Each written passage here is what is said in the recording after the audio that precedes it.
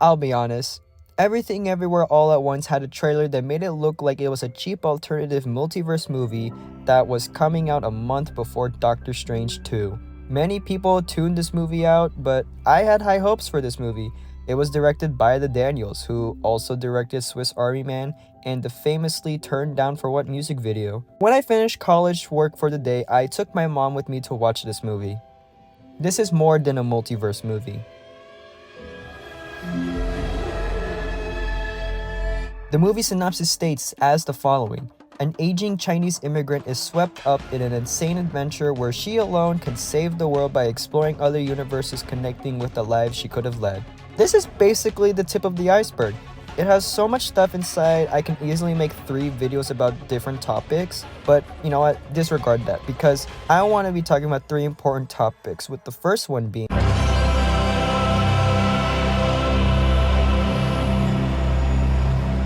Disney had 3 movies regarding the topic of generational trauma and the effects it has on younger children. Shang-Chi and the Legend of the Ten Rings, Encanto, and Turning Red all had their focus on different aspects of this trauma, but there's always a common thread with all of this. All of the lead characters were from a younger generation. Shang-Chi versus his father, Mirabel versus Abuela, and Mei Mei versus Mrs. Li. Sure, they're all ranging from the ages of 12 to 24, but it's always the theme of a child going against their parents. Everything Everywhere All at Once flipped the script and it works. The movie focuses on Evelyn, a middle-aged Asian immigrant who has a broken relationship with her daughter, Joy. As the movie progresses, it is then revealed that Joy is the great threat that threatens the multiverse. The movie clearly shows the trauma through a different lens rather than another young versus old generation movie. What many people haven't discussed is the main source on why Evelyn is so harsh on her daughter. While Evelyn is the one struggling with a younger generation, there's something else that bothers her. She's also facing her own trauma from her father. At the start of the movie, Evelyn tries to prove to her father that she accomplished so much after moving to America. But yet, this is what we see. This is literally what it's always like. I mean, you talk about what I like Becky. She's very nice. It's pure chaos. The main reason why she's so stressed to satisfy her father comes from the moment she gets disowned. Her decision to leave China and go with Wayman created a rift between the two. By the time she meets up with her father, it's almost been 30 years since the two saw each other. Wayman even calls her out on how badly she wants to cover up the major cracks in their business as he asks her, despite all of this, Evelyn is still putting up a show to her father that everything is fine, which he responds back saying, Gong Gong doesn't see the need for any more laundromats.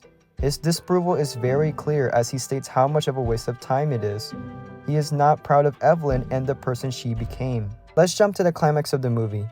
During the final battle, Gong Gong walks with his mechanical suit and blocks Evelyn to save Joy before the two get into a heart-to-heart conversation. It's at this point where she begins to ask the question about her own father disowning her. This is where Evelyn realizes that the trauma she had faced throughout her life was projected onto her own daughter. Joy essentially becomes a copy of Evelyn due to Gong Gong's actions. She finally realizes that. Instead of trying to push away or justify why Joy should satisfy her mother, Evelyn embraces for who she is. From here, it shows that Evelyn finally learns from her mistakes and starts a healing process. This is a heavy metaphor regarding generational trauma being passed down from multiple people. Many Asian immigrants stem with the same dream to come to America and live a better life. But there's always another goal to this, making sure that their family back home gets enough support. Because of this, there's this massive amount of stress in order to achieve these goals. They have to sacrifice so many things, friends, loved ones, and maybe dreams in order to find ways to send money back to their home country. When they dream of what their life could have been in another life, they would look to their children and hope that they'll be the ones to achieve it. The younger generation begins to get tired or bored to the point where they've lost interest and don't know what their life should be. This essentially becomes the main driving point between Joy and Evelyn's broken relationship. Yes, I agree the ending between the two is beautiful and emotional, but I also think a lot of people tend to forget how Evelyn also repaired her relationship with her father. She healed not just Joy's mental scars, she also healed hers. And I think that's a beautiful new way to have a generational trauma in a story.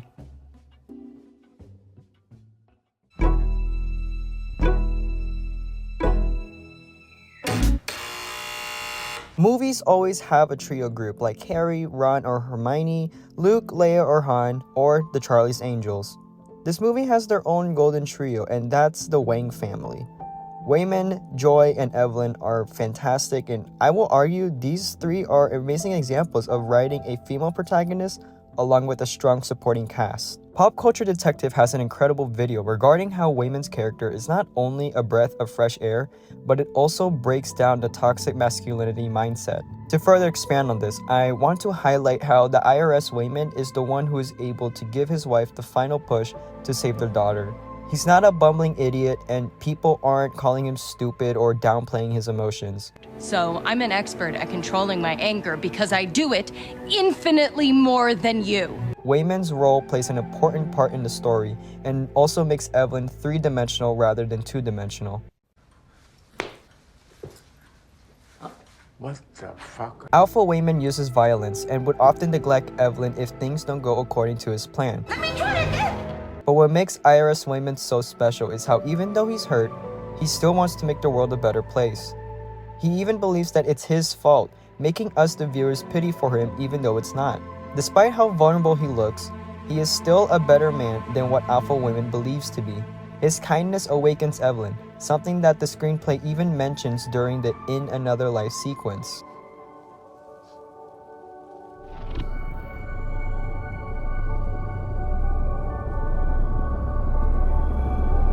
While we're on the topic of Evelyn, I love how much humanity is within her character. I want the line here. Everything about her feels real. It's not a mimic or a stereotype of what an Asian woman acts like. Yes, her way of showing love could raise some eyebrows, You are getting fat. but that's how she expresses it. I thought you said when she says shit like that, it means she cares. The movie tells us that she's not a perfect person, and that's okay because we're all human. No one is. Once you establish the main character having flaws and set up their arc, that's where you have the audience's attention.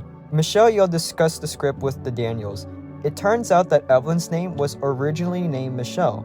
She insisted on changing the name because she believed that the story would represent not just the Asian community, but also Asian women. Audience would keep going. That's Michelle trying to play this aging immigrant woman, but we still see Michelle.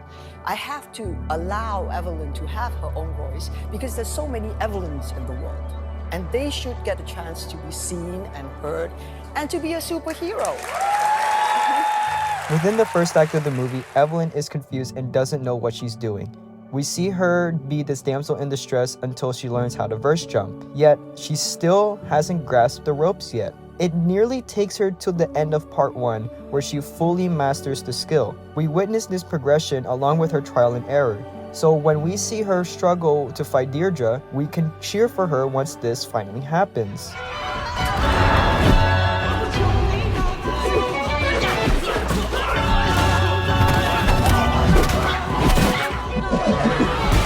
And then at the end, when everything goes wrong, she has the second awakening thanks to her selfless husband. She too wants to spread the kindness and show her daughter what life is like through a different perspective. Huh? What about Joy? Jobu Tupaki? Well, she's a well-written character across the board. The trailers didn't give away anything about her true role in the story, and because of that, once this realization hits that Joy is the antagonist, the movie takes a completely different turn. Joy is not a villain, she's an antagonist.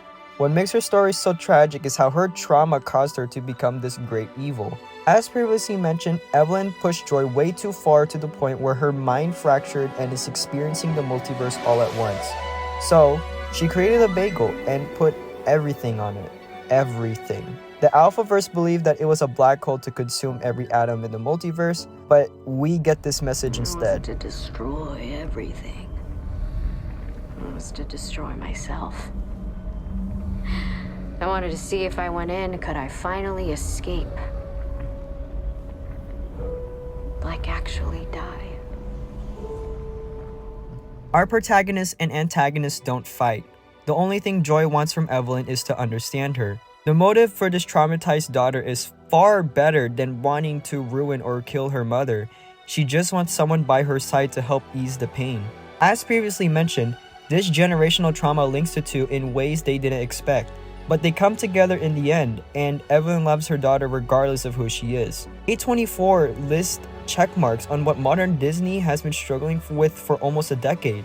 A strong female character, strong male character, a strong female antagonist, LGBTQ+, and Asian representation. Actually, if anything, Hollywood should be taking notes.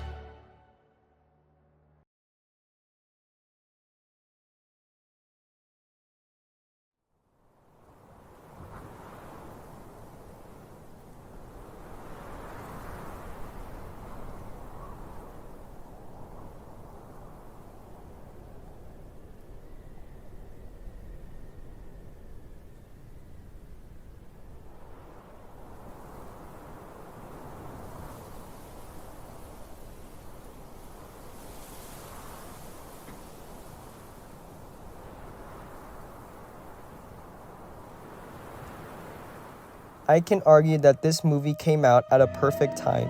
If it came out earlier, it would have had a Speed Racer or Scott Pilgrim effect. The main messages in this movie focus on nihilism and the meaning of life. Joy believes that because she sees everything within the multiverse, there is nothing to enjoy.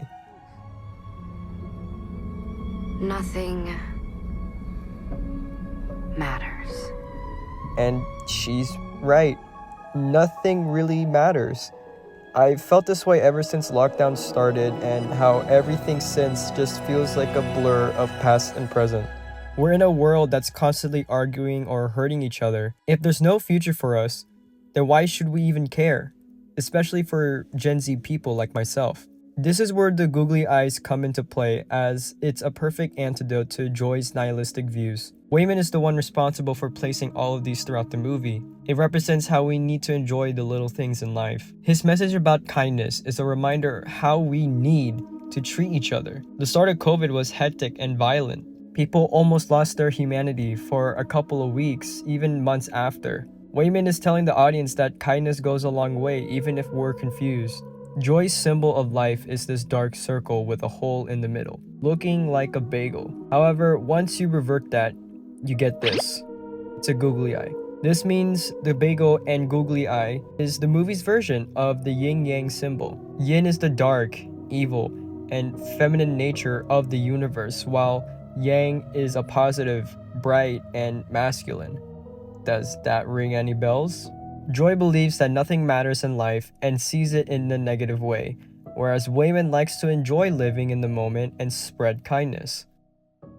What does Evelyn believe? I still want to be here with you.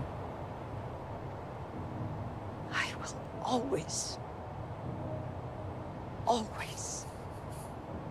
want to be here with you. Evelyn is in the middle ground. She believes that life doesn't matter and how difficult it is to control it. Because of this, she wants us to continue living just to enjoy the few specks of time that life has given us. What the trio is telling the audience is this: if nothing matters, be the one to put meaning in your life.